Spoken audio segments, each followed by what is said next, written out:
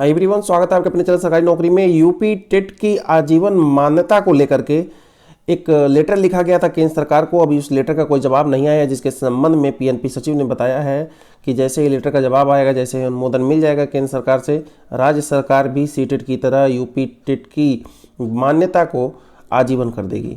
फिलहाल अभ्यर्थियों का ये भी पूछना था, कुछ अभ्यर्थियों ने प्रश्न किया था पीएनपी सचिव से कि आप बताएं कृपया कि जो पुराने टेट वाले हैं, जो पहले के टेट पास हैं, यानी कि 2020 में जो टेट आएगा, जो आने वाला है, यानी कि 2021 तक उसकी परीक्षा होगी, 2021 के फरवरी मार्च में।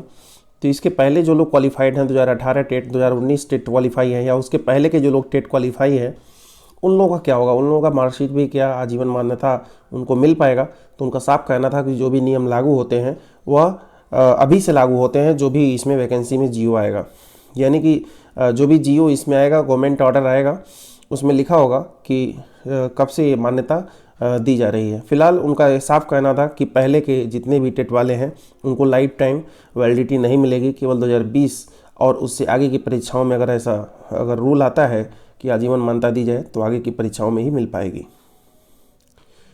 वहीं विभाग के त्रुटि रहित प्रस्ताव भेजें तो 40,000 पदों पर शुरू होगी भर्ती। तो आइए जानते हैं यूपी ट्रिपल एससी का मामला है। उत्तर प्रदेश में कितनी वैकेंसी कहां से कहां तक खाली हैं।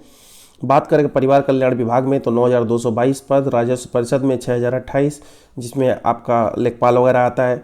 बाल विकास एवं पुष्टाहार, ये आपका आंगनबाड़ी का 3,449, प्रशिक्षण सेवा योजना का 2,268 और ग्राम विकास का 1,658, जो ग्राम विकास अधिकारी वीडियो वगैरह का आता है। आंतरिक लेखा परीक्षक का 1,303, गन्ना एवं चीनी विभाग का, शुगर मिल का 1,066 और शिक्षा निदेशक बेसिक का 1,055 पोस्ट खाली है।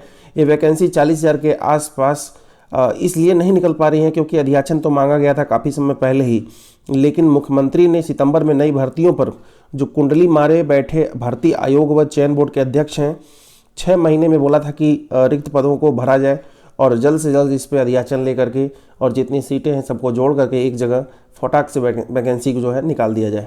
क्योंकि इधर सरकार का भी सांस फूल रहा है, 2022 में चुनाव आने वाला है, और इधर ये लोग वैकेंसी फटाफट नहीं निकाल पा रहे हैं। तो जो बाबू हैं, इनके क्लर्क वगैरह हैं, उनको आदत पड़ गई, उनके ब्लड में बस गया है कि धीरे धीरे स्लो काम करना है। तो अध्याचन कैसे जल्दी जल्दी निकाल दें। जो काम एक दिन में करना है 1 महीने में लगाते हैं, तो ऐसे ही 1 महीने का काम ये लोग 4 महीने में लगाते हैं। तो इसीलिए वैकेंसी अध्याचन जो 1 महीने में आ जाना चाहिए, 4-4 महीने इसलिए लग जाते हैं। फिलहाल काफ़ी तेज़ी है, काफ़ी प्रेशर है और खूब काम कर रहे हैं, तब भी काम नहीं हो पा रहा है क्योंकि काम करने की आदत नहीं है। इसीलिए 40,000 पदों पर जो भर्ती शुरू नहीं हो पा रही है, लेकिन जल्दी शुरू हो जाएगी। 1 हफ्ते के अंदर जरूर इस पर कोई न कोई निर्णय ले लिया जाएगा और पेट का आयोजन का जो भी नोटिफिकेशन वगैरह है जारी कर दिया जाएगा।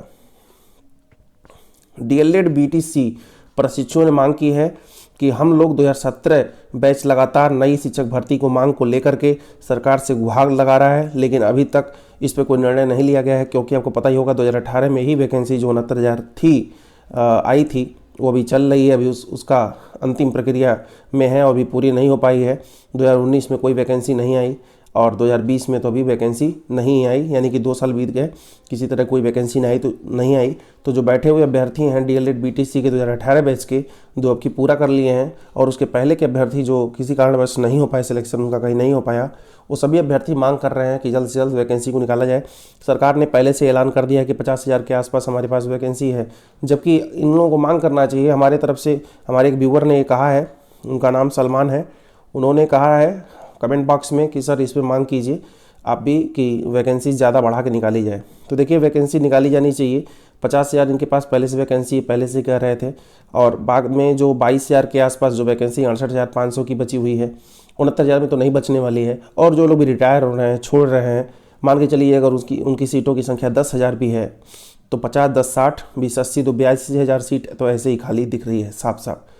तो सीटों की संख्या बढ़ाई जानी चाहिए ज़रूर, 80,000 से 90,000 यानी कि 1 लाख तक सीट जरूर निकालनी चाहिए। कि 69,000 में सीटों की संख्या किस तरह बढ़ी? 69,000 में लगभग 4.5 लाख के पास 4,30,000 के आसपास अभ्यर्थी इसमें पार्टिसिपेट करते हैं। 1,46,000 60 अभ्यर्थी इसमें पास होते हैं, जिसमें 69,000 सीटों को ही भरना है। बाकी अभ्यर्थी तो पास होकर के भी फेल हैं, क्योंकि बस उनके क्वालिफाइड लिखा है, उन लोग किस तरह से मौका नहीं पाए इसमें 69,000 की वैकेंसी में। तो वो लोग भी अपनी पूरी तैयारी में हैं। 68,500 बचे हुए अभ्यर्थी और बाकी जितने फ्रेश अभ्यर्थी हैं, फ्रेशर हैं, उन लोगों को भी मौका मिल पाए। तो हमारी तरफ से जितने भी जिम्मेदार हैं, अगर उन तक वीडियो पहुँचे तो आप लोगों को 80,000 से 1 लाख तक के सीट को जरूर निकालना चाहिए, ताकि सभी अभ्यर्थियों को कुछ ना कुछ तो मौका जरूर मिले, क्योंकि कंपटीशन तो दिन पर दिन बढ़ता जा रहा है और एग्ज़ाम्स का लेवल भी बढ़ रहा है। तो इस हिसाब से 1 लाख सीट जरूर निकाल देनी चाहिए या उससे ज़्यादा ही निकालनी चाहिए। वहीं एलटी ग्रेड शिक्षक भर्ती सामाजिक विज्ञान विषय में चयनित अभ्यर्थियों का अभिलेख सत्यापन शुरू हो गया है। 91 अभ्यर्थियों ने अभिलेख सत्यापन करा लिया है। फिलहाल लगातार ये प्रक्रिया चल रही है, क्योंकि अभ्यर्थी बचने चाहिए एलटी ग्रेड के। एलटी ग्रेड के अभ्यर्थी जो बच जाएंगे वही इसमें भाग आजमाएंगे प्राइमरी की वैकेंसी में, जो 50,000 से ऊपर आने वाली है। वहीं टीजीटी कला में फाइन आर्ट वालों को भी शामिल करने की मांग की गई है। इन्होंने मांग किया है कि कला की भर्ती में बीए फाइन आर्ट्स विषय को भी शामिल कर लिया जाए, क्योंकि हम लोग हमेशा छट जाते हैं, हम लोगों को मौका नहीं मिलता है। क्योंकि इन लोगों का जो डिग्री आप देखेंगे तो लगभग समकक्ष है, तो इन लोगों को भी जरूर इसमें मौका मिलना चाहिए। इन लोगों ने मांग की है और इसीलिए इन्होंने फाइन आर्ट्स से कर रखा है, डिग्री ले रखी है, तो उसका कहीं ना कहीं यूज़ तो ज़रूर होना चाहिए।